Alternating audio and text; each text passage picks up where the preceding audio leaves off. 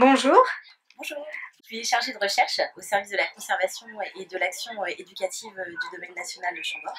Je travaille dans un service qui a pour objectif notamment de développer des outils de médiation. Et tous les publics sont visés, le public dit spécifique comme le grand public français ou étranger.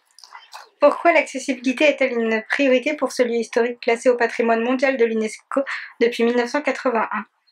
Mais c'est une priorité parce que nous sommes dans un monument qui appartient à l'humanité et donc il doit être accessible à tous.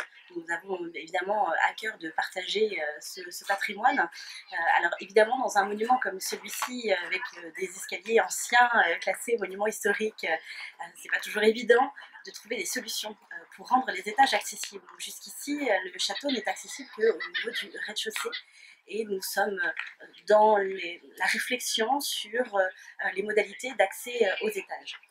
Pour le moment, nous avons beaucoup travaillé sur le partage de connaissances et l'accessibilité au rez-de-chaussée du château, que ce soit par l'aménagement de parcours facilement accessibles pour des personnes par exemple en fauteuil roulant, ou par le développement d'outils de médiation. Vous connaissez par exemple peut-être ce qu'on appelle l'Histopad Chambord.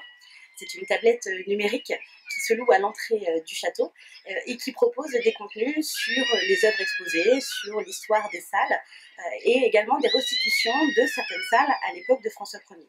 Alors, pour donner accès au contenu de cet outil aux personnes à mobilité réduite, eh bien, il y a des plans interactifs sur lesquels on clique. Et grâce à ces plans, on peut aussi voir les étages du château, même si on ne peut pas malheureusement pour le moment s'y rendre physiquement. Bien, merci. Une deuxième question, quels seront les projets en cours pour l'accessibilité du château?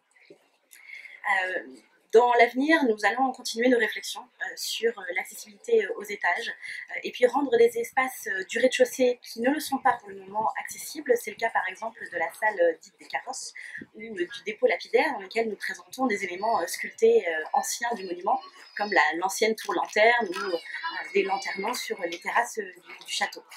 Nous continuerons aussi à enrichir l'Histopad Chambord pour donner toujours plus d'informations sur le château, son histoire et puis son architecture.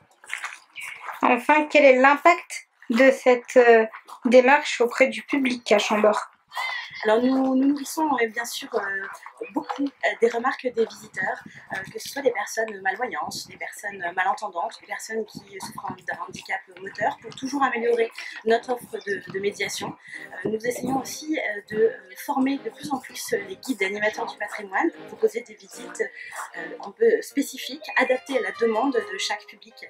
Par exemple, en ce moment, une de nos collègues se forme au langage des signes pour, à moyen terme, proposer des visites guidées en langue des signes française et peut-être, pourquoi pas un jour, en langue des signes internationale.